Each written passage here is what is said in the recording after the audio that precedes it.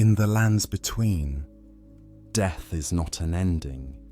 It is a process governed by law, by ritual, and by belief. to understand why some of the dead were never accepted by the Erdtree, We first need to understand what death is meant to be, not how it feels to the player, and not how it works mechanically, but how the world itself understands it. Under the Golden Order, death is not a release, it is a return. Bodies are laid to rest at the roots of the Erdtree, where their essence is drawn inward, absorbed slowly, and promised rebirth through grace. This practice, known as Erdtree Burial, is treated not only as a funeral rite, but as an honor, a privilege, a confirmation that one's life and death had meaning within the order.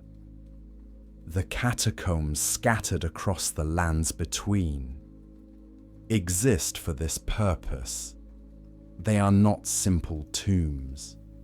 They are conduits, built deliberately along vast root systems that burrow deep beneath the earth, connecting the dead to the Erdtree itself. But this system was never universal. Not every corpse was granted Erdtree burial. Not every soul was welcomed back. Even at the height of the Golden Order's power, death was selective. Heroes and champions, those favored by grace, were returned to the roots. Others were burned, discarded, or left where they fell. Death, even then, had rules. And when rules exist, there are always those who fall outside them. Before the Erdtree, before the Golden Order reshaped the world, life and death were governed by something older, the Crucible, an age where life emerged in many forms, where horns, tails, and wings were not signs of impurity, but expressions of natural vitality. in that age, death was not regulated. There is no evidence of rebirth systems, no centralized authority guiding souls. Life ended, and it remained ended. The Erdtree changed this. With the removal of the rune of death, true finality was taken from the world. Death was no longer allowed to complete itself. Instead, it became a temporary state, a moment between returns. All death was redirected, funneled inward, toward a single destination: the Erdtree. This brought stability, but it also created dependence. From that moment forward, to die outside the Erdtree's reach was to exist in error, and errors in the lands between do not disappear. They linger, they accumulate, and eventually they rise. This is where the story truly begins. Even when the system functioned, it was imperfect. Catacombs overflowed. Burial practices varied by region. Some bodies were interred too far from the roots, their connection weakened by distance, by time, or by neglect. Others were denied burial entirely, deemed unworthy or dangerous. Their souls did not return. They remained. The world tolerated this imbalance until the night of the Black Knives, when Godwyn the Golden was slain. Tellingly, he did not die correctly. His soul perished. His body did not. And when that body was returned to the Erdtree's roots, something went terribly wrong. Instead of being reclaimed, the roots carried corruption outward. Deathroot spread through the underground network, infecting the cycle meant to contain it. The dead touched by this corruption did not find rest. They rose again, not driven by hatred, not fueled by malice, but trapped between states. These beings would come to be known as those who live in death. They are hunted relentlessly, not because they threaten the living, but because they exist without permission. Holy power is required to end them, not to heal them, but to enforce authority. In the lands between, even death must obey. But obedience cannot fix what was never designed to fail gracefully. And so the world fills with half-deaths, unfinished endings, and souls that never found their way home. As you rest here, listening, remember this. The Erdtree promised rebirth, but it never promised rest. If Erdtree Burial represents acceptance, then there must also be something else. A countermeasure, a way to prevent certain deaths from ever returning. Across the lands between, there are structures that do not resemble catacombs. They are not carved into the earth. They are not built to channel roots downward. Instead, they move slowly, endlessly, as though they are avoiding something beneath the soil. These are the walking mausoleums. At first glance, they appear excessive, massive stone structures carried on 4 legs, their bells tolling as they wander aimlessly through fields, swamps, and forgotten plateaus. Their size alone suggests importance, but the world never explains them outright. Instead, it asks you to observe. Every walking mausoleum contains a corpse.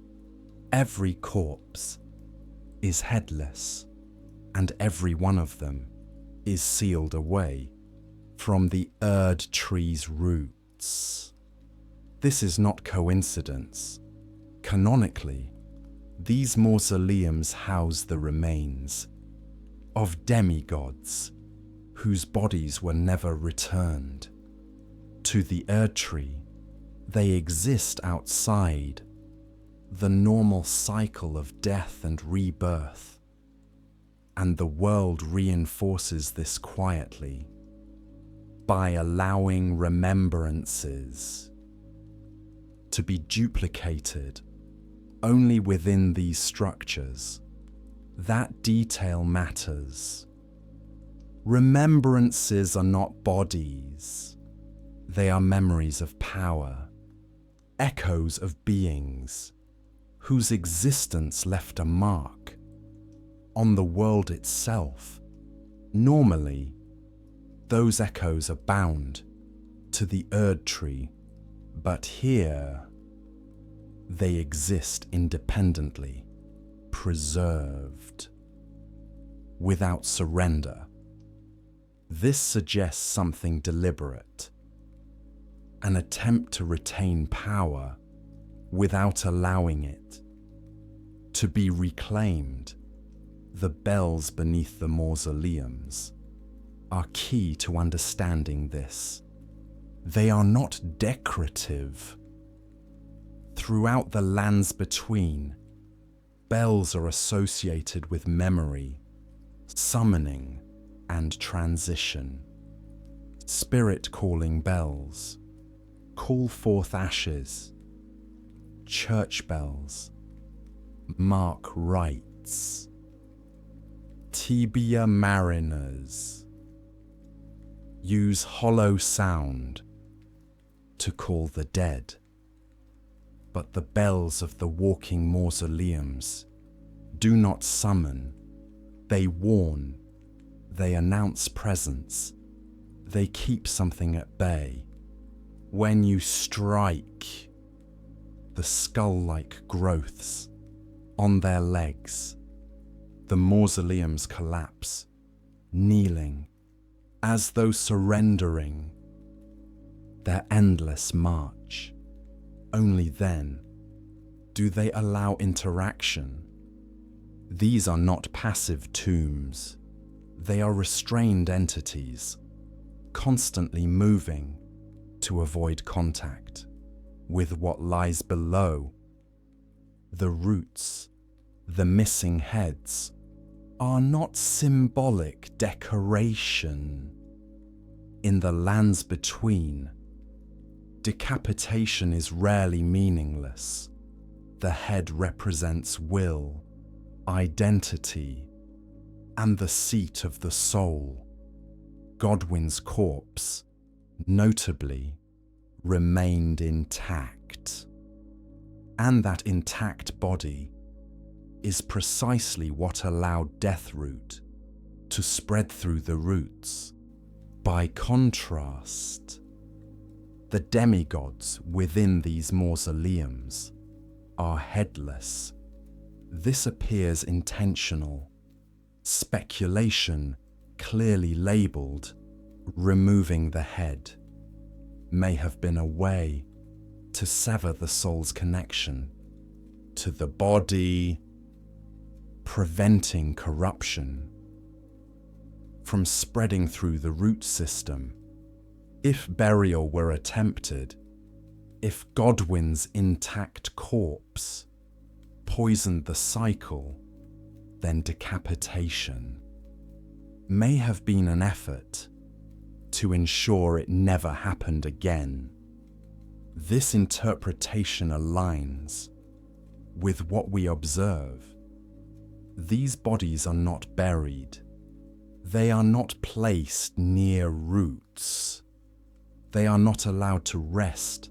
They are isolated, contained, denied both rebirth and decay. This is not mercy. It is caution, or perhaps fear. The Golden Order presents Erdtree Burial as the highest honor, but the existence of walking mausoleums reveals something uncomfortable. Even demigods were not always trusted to return. Some deaths were considered too dangerous, some power too unstable, rather than risk contaminating the cycle again. These bodies were set adrift, forever separated from the roots that promised rebirth.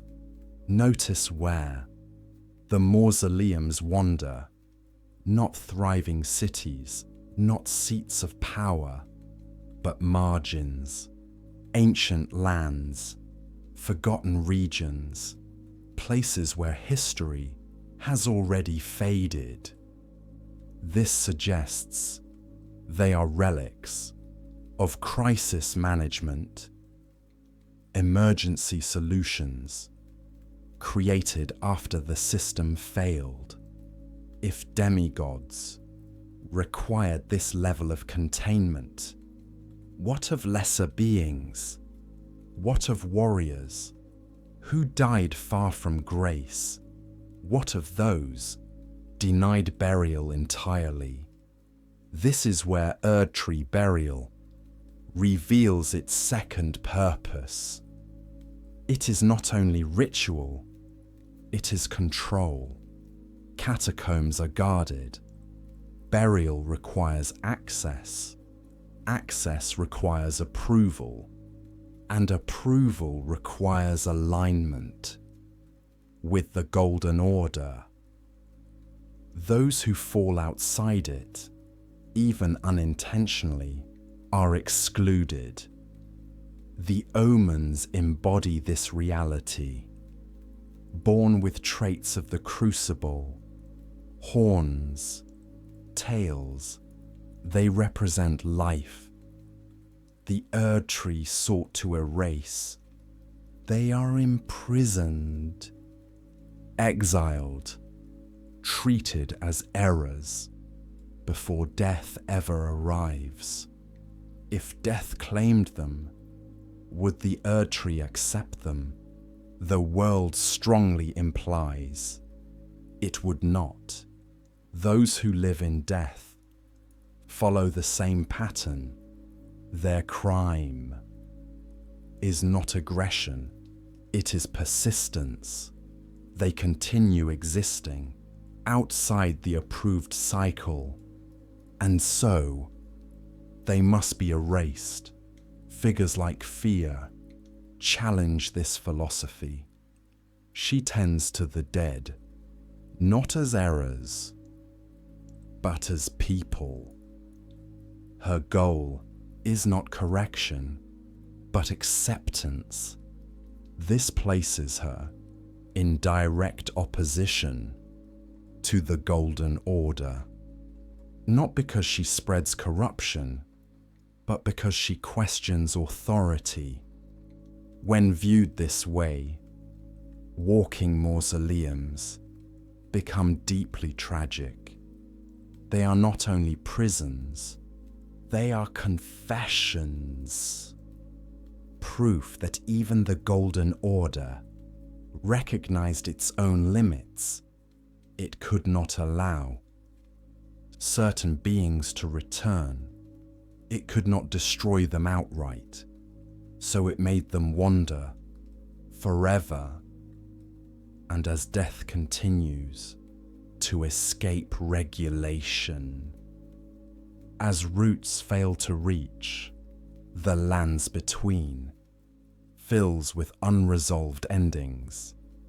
In the next part, we will turn our attention to the Tibia Mariners, not as enemies, but as caretakers of a broken system, and what they reveal about how death was once guided before the Erdtree claimed authority over it.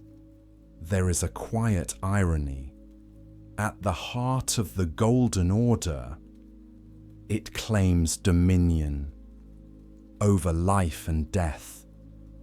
Yet the beings it fears most are not conquerors, not invading armies, not even outer gods.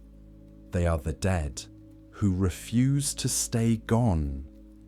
Those who live in death are often described as abominations, heresies, curses that must be erased. But these labels tell us more about the order than they do about the undead themselves.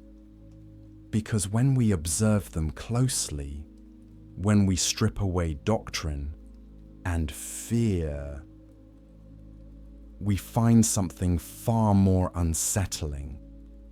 They are not hostile by nature. They are not born of malice. They are the result of a system that failed to account for what happens when death is interrupted. Canonically, those who live in death emerged after. The Night of the Black Knives, when Godwyn the Golden was slain in soul alone. His death broke a rule the world had never seen broken before.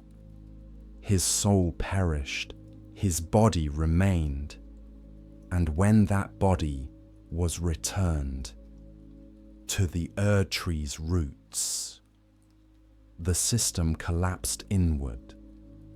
Instead of recycling life, the roots carried corruption outward. Deathroot spread through the underground network, carrying with it the echo of the stolen rune of death. The dead touched by this corruption did not find rest. They rose again, not screaming, not raging, but continuing duties. They no longer remembered choosing, continuing movements their bodies had learned in life. Skeletons reform after being struck down unless holy power is applied. Some wield weapons with practiced familiarity. Others stand guard over places long abandoned. This persistence is important. If these beings were simply corrupted corpses, fire or destruction would be enough to end them. But it is not. Only holy power can silence them permanently. And that tells us something crucial. Holy damage does not heal those who live in death. It enforces authority. It declares this death is not permitted in the lands between. Even death must obey. Figures like D. Hunter of the Dead make this philosophy explicit. In his words, there is no mercy for the undead, no suggestion that they might be victims, only condemnation. They are treated as offenders against cosmic law, and yet the world itself does not seem to agree. Deathroot continues to spread. Tibia Mariners continue to appear. Skeletons rise again. After being cut down, spirits linger in ruins, repeating final moments, unable to move on. Even spirit ashes tell the same story. They are not resurrected beings. They are fragments, partial returns, unfinished endings. They require summoning, bound to the living, because their deaths were never resolved. The lands between is filled with half-deaths, and the Erdtree does not know what to do with them. Godwyn's corpse was unique, But not because he died, it was because he died incorrectly. His intact body returned to the roots, and instead of being absorbed, it poisoned the system. Deathroot does not destroy life.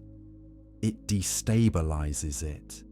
Areas touched by it feel stagnant, heavy, as though time itself has slowed. The dead rise, but they do not advance. They repeat. They linger. They wait. This waiting may be the most haunting part of all. Those who live in death are not moving toward anything.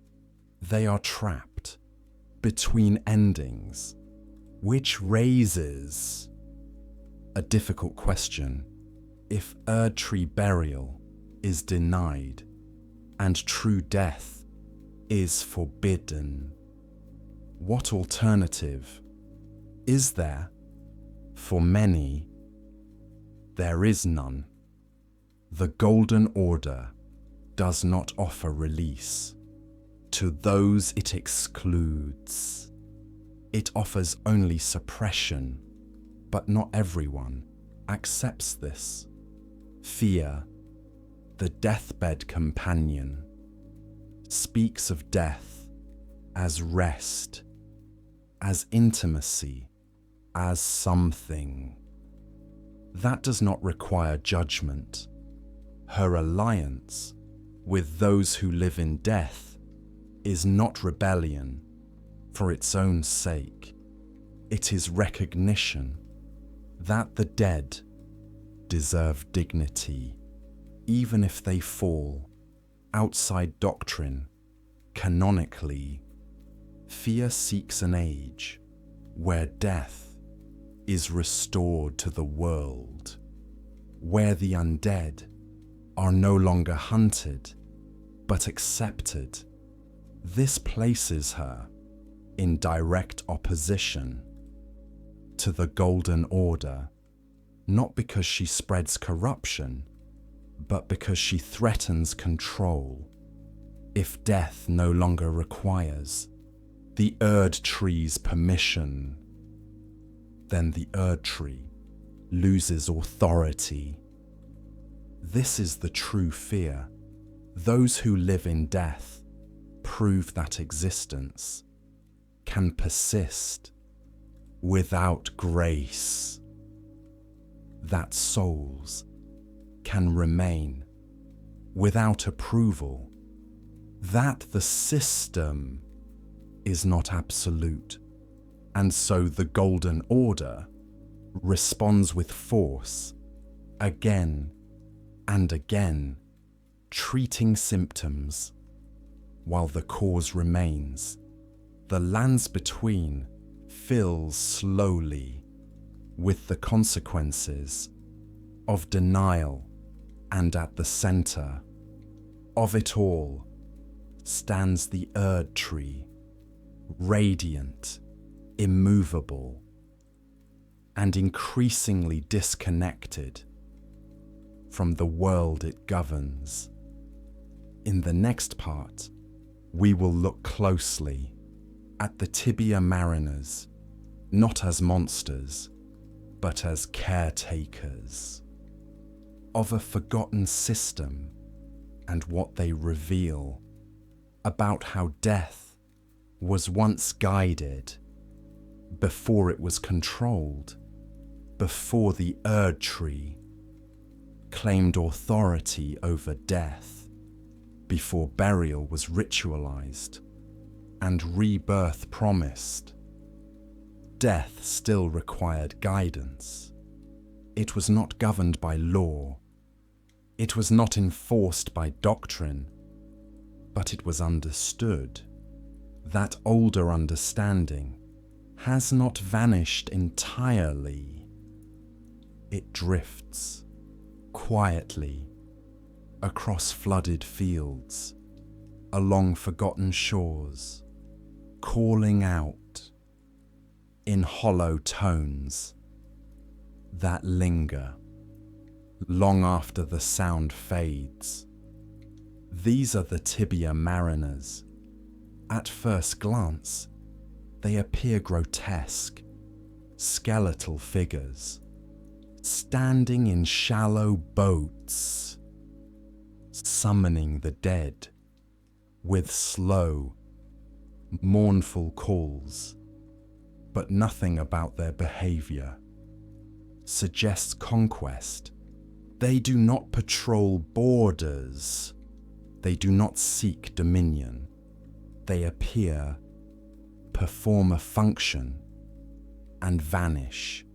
Canonically, Tibia Mariners are associated with Deathroot. They drop it when defeated.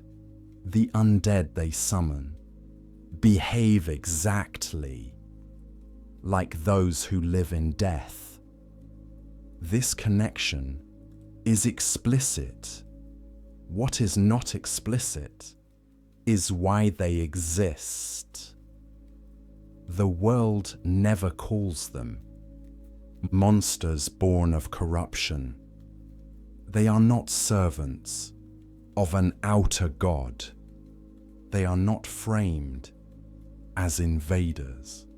Instead, their presence is restrained. They move slowly, deliberately, as though following a duty remembered but no longer explained.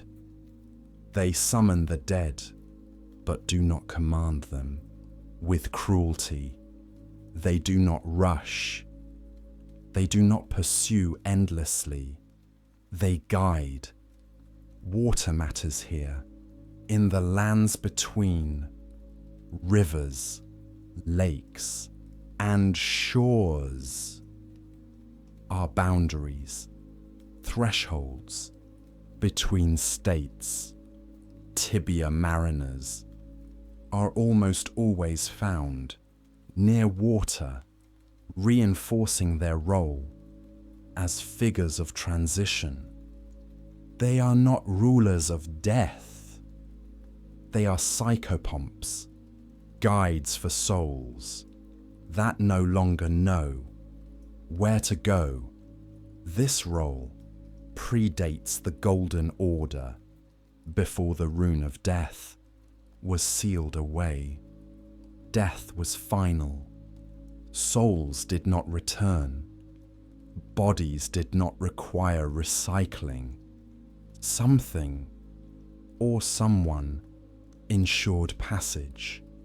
Speculation, clearly labelled Tibia Mariners, may be remnants of that older system, a tradition that guided death rather than reclaiming it. When the Erdtree asserted control, their role became obsolete. But when the system failed, they returned. This explains their relationship with Deathroot. Deathroot does not create them. It signals failure, a breakdown in the approved cycle. Where death escapes regulation, the Mariners appear. Their behavior supports this. They do not escalate conflict.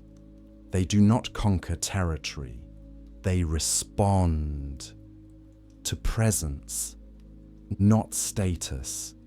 They guide whatever remains. This stands in stark contrast to the Golden Order. The Order judges worthiness. It separates acceptable death from unacceptable death. The Mariners do not. They do not ask who the dead were in life, only that they are dead. This may explain why undead appear far from Erdtree influence, in regions where roots do not reach, death still requires direction and something answers. The deathbirds echo this truth. They appear at night, guarding sites associated with ancient rituals and forgotten burial practices. Their weapons and item descriptions suggest an age when death was honored, not feared. They are not aligned with the Erdtree. They are reminders of what came before. Together, Tibia Mariners and Deathbirds form a pattern, fragments of a world where death was plural, not centralized, where finality was accepted, not denied, the Erdtree erased. This diversity, and now the consequences, wander freely. When the Golden Order hunts those who live in death, it is not restoring balance, it is forcing an outdated system onto a changed world. This is why the undead return again and again. The Order treats symptoms, the cause remains. In the lands between, death is no longer singular. It splinters, it lingers, it adapts. And the more the Erdtree tries to impose uniformity, the more visible the fractures become. The Tibia Mariners do not rebel. They endure. They wait at the edges of the system, ready to guide what the Erdtree cannot accept. In the final part, we will bring everything together, examining Erdtree Burial as power, as exclusion, and as control, and why denying rest became one of the Golden Order's greatest weapons, because in the lands between, who is allowed to die properly determines who is allowed to matter.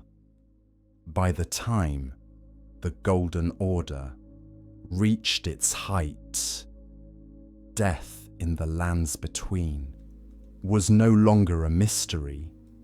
It was a privilege.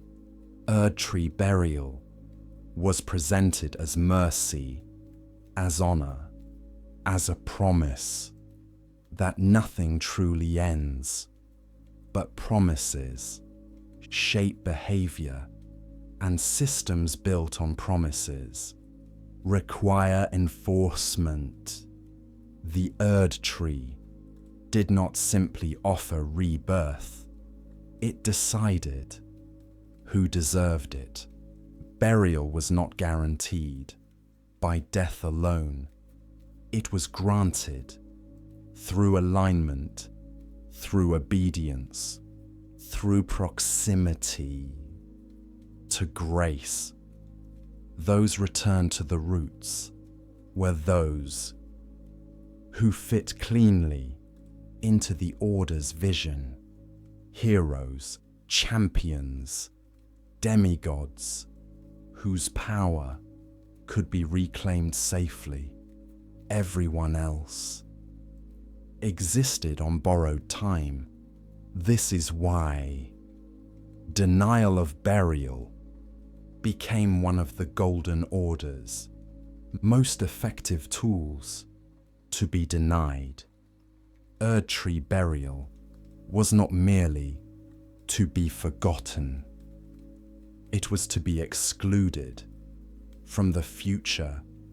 The body would decay, the soul would linger, the individual would dissolve into fragments of unfinished existence. This fate awaited omens, exiles, heretics, and those born wrong. In the eyes of the Order, their deaths were not honored. They were managed or ignored, and ignoring death is how it returns. Those who live in death are the physical proof of that neglect. They are not anomalies. Born of rebellion, they are leftovers, people whose deaths were never allowed to finish. The Golden Order calls this blasphemy, but blasphemy implies intent. Most of the undead did not choose this existence. They were denied an ending. This reframes the Order's fear. The undead are not terrifying because they threaten life.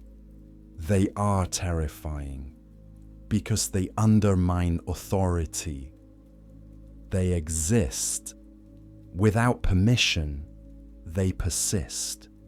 Without grace, they prove that the Erdtree is not required for continuity.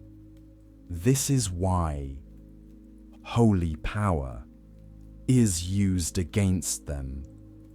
Not fire, not destruction. Authority, holy damage, does not cure the dead. It declares this existence is not allowed, but authority cannot repair. A system built on exclusion. The Erdtree's roots reach far, but not everywhere. War, distance, and time limit their grasp. As the lands between fractured, more deaths occurred beyond approved boundaries. The shattering accelerated this collapse. Armies fell, regions emptied, catacombs overflowed. Burial could not keep pace. Death became plural again. The Golden Order was never prepared for this. Walking mausoleums wander endlessly because they cannot return. Tibia Mariners reappear because guidance is needed. Deathbirds return at night because something remembers how death was once honored. The Erdtree still stands, radiant, immovable, but its authority is no longer absolute. And into this space between order and collapse, the tarnished arrives. The tarnished is not chosen in the traditional sense. They are recalled, summoned back, not because the system works, but because it is failing. The tarnished walks among the dead, the denied, the forgotten. They listen to spirits who cannot move on. They gather ashes of those whose deaths were incomplete. They confront the undead, not as monsters, but as evidence left behind by history. through figures like fear, through the restoration or rejection of the rune of death, the tarnished, is offered a choice, not only about rulership, but about meaning. Should death be managed or allowed? Should rebirth be enforced? Or should rest be final? The world does not give a single correct answer. It observes, and what it shows is a land exhausted by denial. The dead do not rise because they hate the living. They rise because they were never allowed to finish dying. The Erdtree did not fail because it was weak. It failed because it tried to control what requires release. The dead the Erdtree would not accept were not mistakes. They were warnings. Warnings that no system can claim ownership over death forever, that denying rest creates unrest, that immortality, when imposed, becomes a prison, and as the lands between sink slowly under the weight of unresolved endings, one truth becomes impossible to ignore. Death does not need permission, it only needs understanding. If you've spent this time with me, listening and resting, thank you. If you enjoy long-form lore like this, calm, thoughtful, and unhurried, consider liking the video and subscribing to the channel. It helps more than you might think and allows stories like this to keep being told. Until next time, rest well.